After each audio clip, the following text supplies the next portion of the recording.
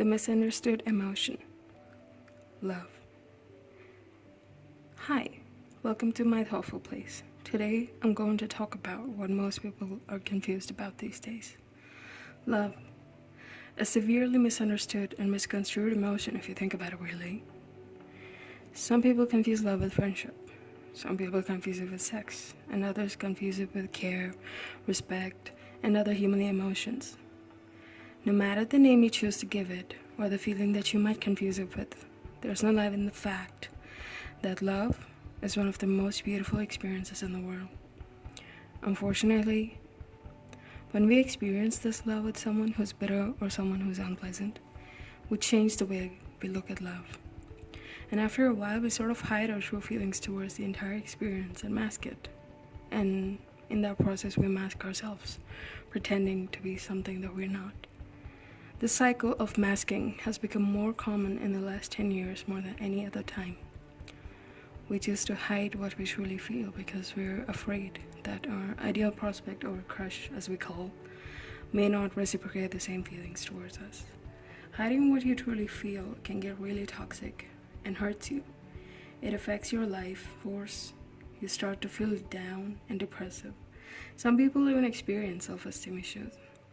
Hiding what you feel can lead to a toxic pattern in life, which only hurts those who genuinely have feelings for you. Before we get deep into the subject, let's start on the surface. What is love? A simple Google search will give you a lot of answers to this question, but love is not a generalized feeling, and it cannot be found on the internet because it involves you and you only. And we're here to talk about what we, as human beings, truly feel. Love is an experience that's unique to each and every individual. When you come in contact with a person who loves you a certain way, you may feel loved and pleasant. But if you put another individual in this exact same scenario, they may not feel that love or experience the same serenity that you may have experienced. That's because love is different for everyone. To put it simply, the feeling that you experience when you're exposed to something pleasant, something that makes your heart flutter, something that makes you want to let loose and breathe freely, it could be perceived by you as love, but it may not be the case for others. Love is unique to you and you alone. Would you believe me if I told you that the feelings that you come across when you're in love cannot be experienced by anyone else in the whole world? No two love stories in the world are the same. Every love is unique, and every experience that comes with love is uniquely sacred. To keep it simple, or to help you understand it more simply, love is nothing but a simple, indescribable experience.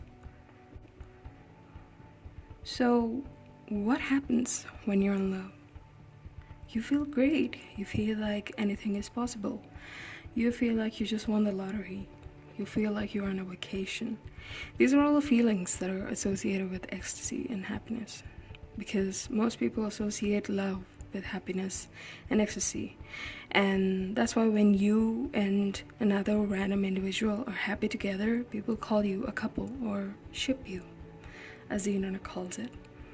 So, to a whole lot of people, love is not this pleasant and wonderful experience. To some people, abuse and violence come under the disguise of love. So when people experience abuse under the name of love, they look at love as a first-hand experience, which is, again, abuse. And even though they leave the abusive relationship, they find it hard to trust people and even hard to experience love again, because they simply don't know what love is anymore.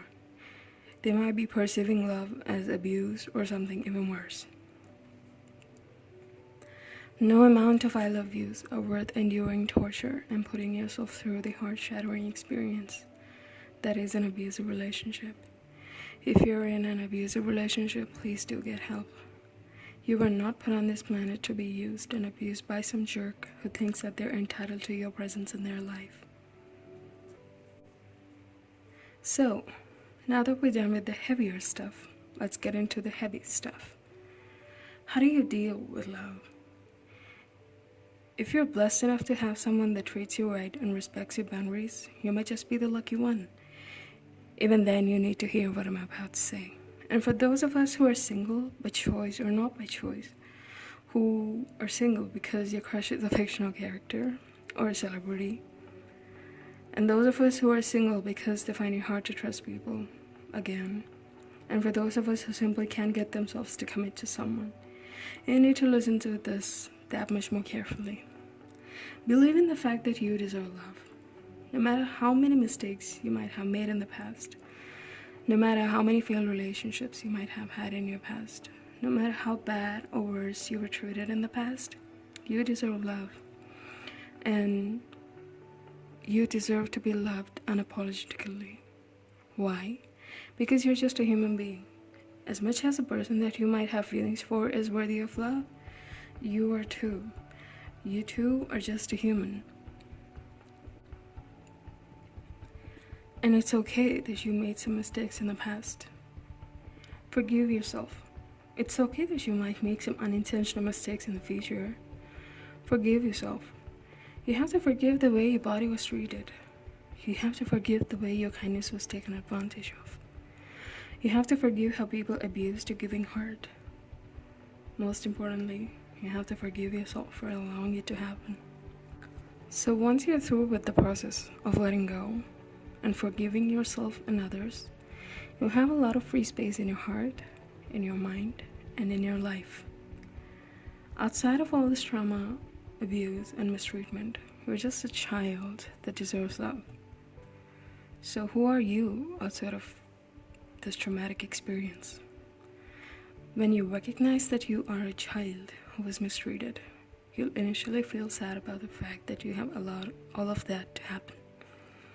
But when you sit with yourself in a quiet room and listen to the stories and the memories that your heart is reciting to you, you feel a whole lot better.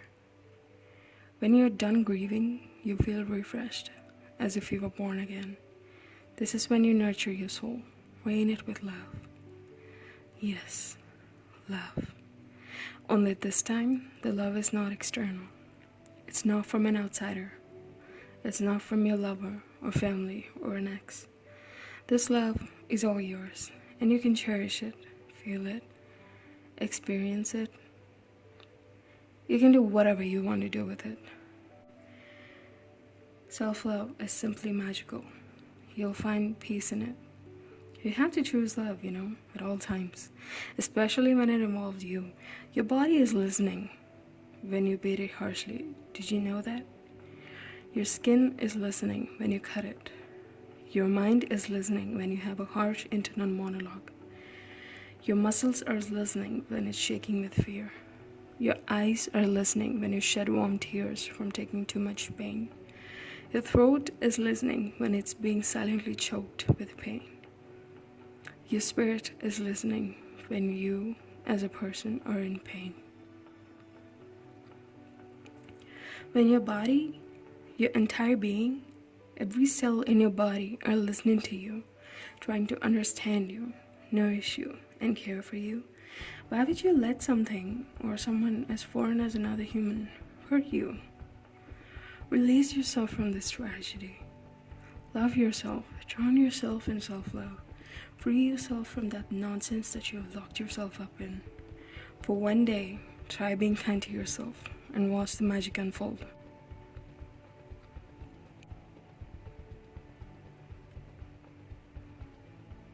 If you liked listening to what I had to say, please give this video a thumbs up below and share this video with your friends and family. And let me know if this has worked out for you in any way in the comments below. What topic do you want me to cover? Leave a comment. That's all for today. You'll hear me talking next time at My Thoughtful Place. Thank you.